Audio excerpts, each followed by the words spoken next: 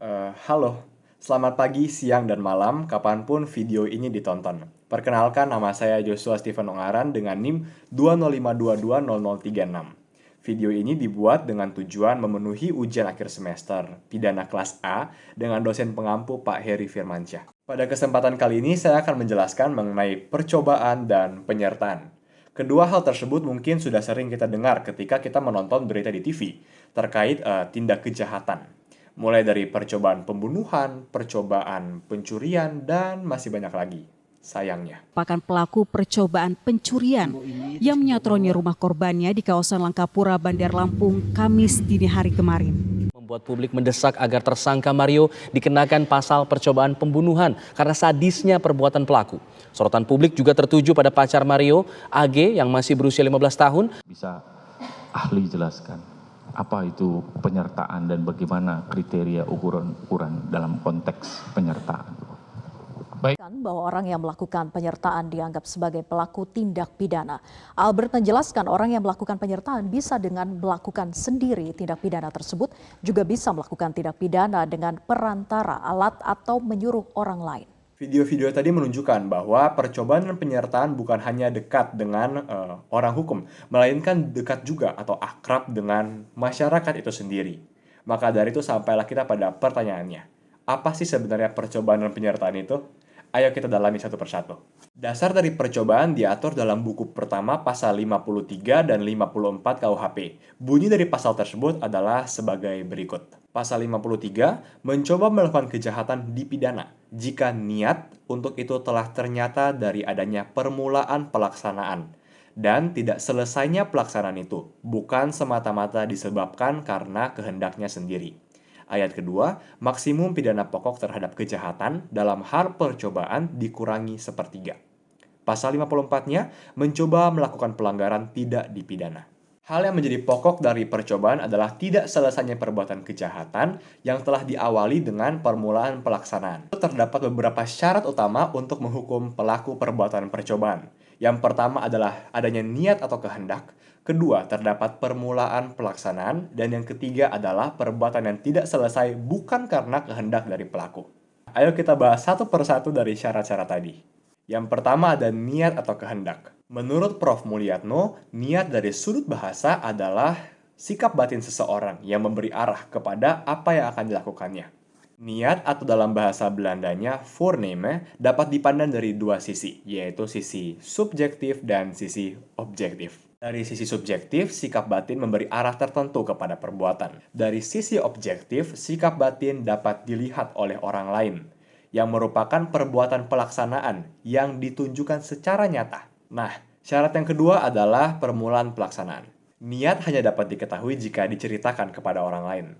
Namun, niat juga dapat dilihat dari sebuah perbuatan atau tindakan yang selanjutnya kita sebut dengan permulaan pelaksanaan. Sebuah niat perlu pelaksanaan. Permulaan pelaksanaan pun memiliki dua syarat, syarat subjektif dan syarat objektif. Dalam syarat subjektif, permulaan pelaksanaan ini tidak perlu diragukan lagi mendekati delik atau tindak pidana. Namun dalam syarat objektif, perbuatan pelaksanaan ini mengandung potensi mendekati tindak pidana. Nah, setelah penjelasan tadi, mungkin muncul sebuah pertanyaan. Lantas bagaimana mengidentifikasi sebuah perbuatan pelaksanaan? Untuk menjawab pertanyaan tersebut, saya akan memberikan contoh kasus. Kasus pertama. A berniat untuk membunuh B. Terdapat rangkaian perbuatan yang perlu untuk dilakukan oleh si A. Pertama-tama, A pergi ke rumah C untuk meminjam pistol. A mengisi pistol tersebut dengan peluru, dan A membawa pistol tersebut ke rumah B. A membidik B, menarik pelatuk pistol namun meleset. B masih hidup. Menurut paham objektif, perbuatan A meminjam pistol dari si C bukanlah perbuatan permulaan pelaksanaan. Hal yang paling mendekati dari delik adalah ketika A menarik pelatuk pistol untuk membunuh si B. Jadi, kesimpulan yang dapat ditarik adalah percobaan pada dasarnya adalah sebuah perbuatan tindakan pidana yang gagal terpenuhi karena alasan-alasan yang bukan berasal dari diri pembuat. Perbuatan tersebut didasari sebuah niat dan dibuktikan dengan permulaan pelaksanaan. Oke, let's jump to the next part, which is penyertaan. Penyertaan, serta. aku serta kamu. Hal ini menunjukkan bahwa penyertaan dilakukan lebih dari satu orang. Akhirnya dari penyertaan ini akan dilihat peranan masing-masing dan pertanggungjawaban dari tiap pelaku. Hubungan antar peserta dalam penyertaan pun beragam, dimulai dari bersama-sama melakukan, yang kedua mempergunakan orang lain, dan yang ketiga adalah sekedar membantu. Berdasar sifat, penyertaan pun dibagi atas dua, yaitu penyertaan yang berdiri sendiri dan penyertaan yang tidak berdiri sendiri. Untuk penyertaan yang berdiri sendiri terdiri atas yang melakukan dan turut serta melakukan. Sedangkan untuk penyertaan yang tidak berdiri sendiri terdiri atas pembujuk, pembantu, dan yang menyuruh melakukan. Menurut Kitab Undang-Undang Hukum Pidana sendiri, terdapat pembagian penyertaan dalam dua jenis, yaitu pembuat atau dader, dan yang kedua adalah pembantu atau medeplichtige. Dalam dader terbagi atas 4 macam, yaitu pelaku atau pleger, yang kedua adalah yang menyuruh melakukan atau doenpleger, yang ketiga adalah uitlokker atau penganjur, dan yang keempat adalah yang turut melakukan, yaitu medepleger. Nah, untuk pembantu terbagi atas dua juga, yaitu pembantu pada saat kejahatan dilakukan dan pembantu sebelum kejahatan dilakukan. Ayo kita mulai dari yang pertama, yaitu pleger. Pleger atau pelaku secara singkat adalah mereka yang melakukan perbuatan pemenuhan rumusan delik. Mereka ini adalah yang paling bertanggung jawab. Yang kedua adalah doenpleger. Doenpleger melakukan perbuatan dengan perantaraan orang lain sebagai alat. Maka itu terdapat dua pihak, pembuat langsung dan pembuat tidak langsung. Bisa dibilang ada yang melakukan dan ada yang bekerja sebagai otak. Yang ketiga adalah medepleger. Medepleger adalah orang yang dengan sengaja turut berbuat. Syarat-syarat dari medepleger adalah memiliki kerjasama secara sadar dan pelaksanaan bersama secara fisik. Yang keempat adalah uitlokker. Penganjur atau uitlokker adalah mereka yang menggerakkan orang lain dengan menggunakan berbagai sarana-sarana seperti memberi atau menjanjikan sesuatu, penyalahgunaan kekuasaan, dan masih banyak lagi. Secara singkat, uitlokker mungkin terdengar mirip dengan doenplegen, namun ternyata terdapat beberapa perbedaan yang cukup mendasar. Dalam uitlokker, sarana-sarana dalam penganjuran bersifat tertentu atau limitatif, sedangkan dalam doenpleger tidak ditentukan oleh undang-undang. Perbedaan kedua, pada penganjuran yang berbuat perbuatan dapat dibebankan pertanggungjawaban pidana. Sedangkan dalam menyuruh melakukan atau doenplegen, sang pembuat perbuatan tidak dapat dipertanggungjawabkan. Untuk menambah pengetahuan tentang uitlokker atau penganjuran, terdapat satu contoh kasus.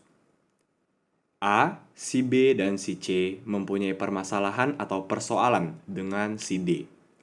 Dan ketiganya ini menginginkan kematian dari si D. Untuk melaksanakan niatnya, kemudian si A, B, dan C bersama-sama mencari orang lain, yaitu E, untuk melakukan pembunuhan terhadap D. Kerjasama tersebut dilakukan demikian eratnya. Misalnya, si A menyediakan dana operasional atau bayaran untuk si E. Kemudian, si B memberikan keterangan tentang keberadaan dari si E. Dan yang terakhir, si C yang menyediakan senjata api kepada si E untuk melakukan penembakan. Adanya masing-masing peran ketiga orang tersebut sehingga berhasil menganjurkan atau membujuk si E membunuh si D. Oke, yang kelima adalah pembantuan atau medeplichtige.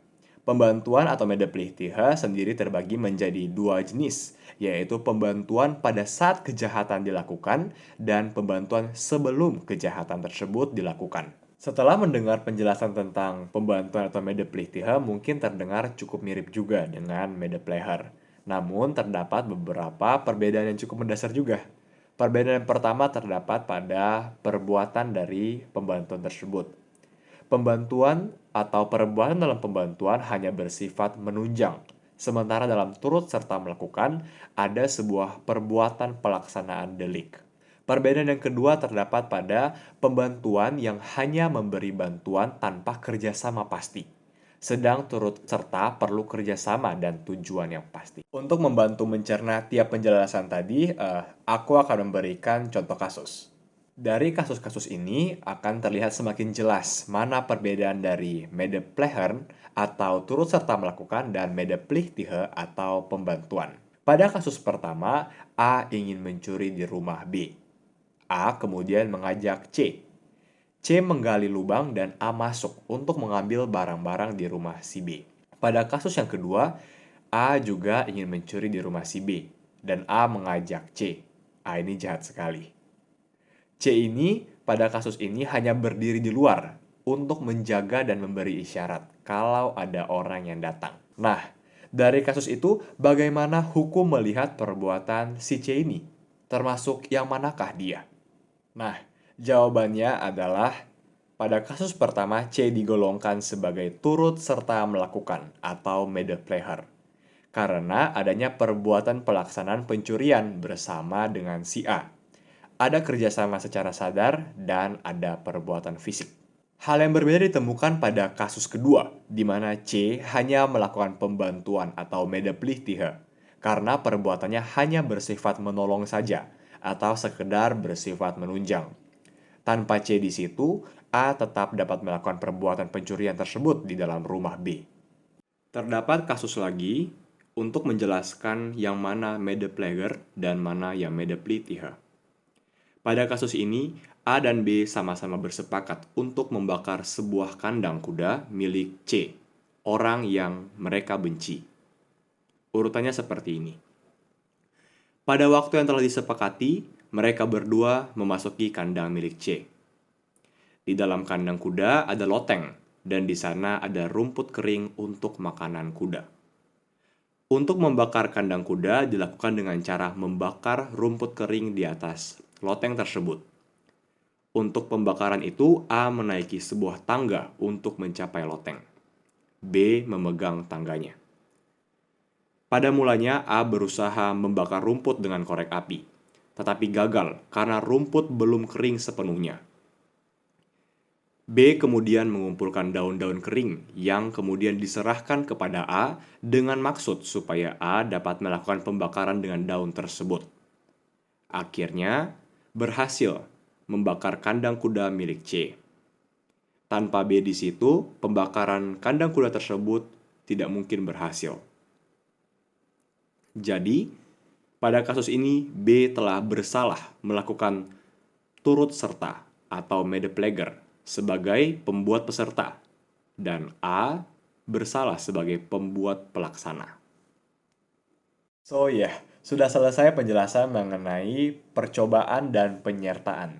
Semoga penjelasan tersebut dapat menambah wawasan kita, terkhususnya dalam hukum pidana di Indonesia. Mohon maaf jika ada kesalahan dalam pembuatan video ini, so please correct me if I'm wrong. Terima kasih sudah menonton sampai sejauh ini, sampai berjumpa pada kesempatan selanjutnya. Thank you so much.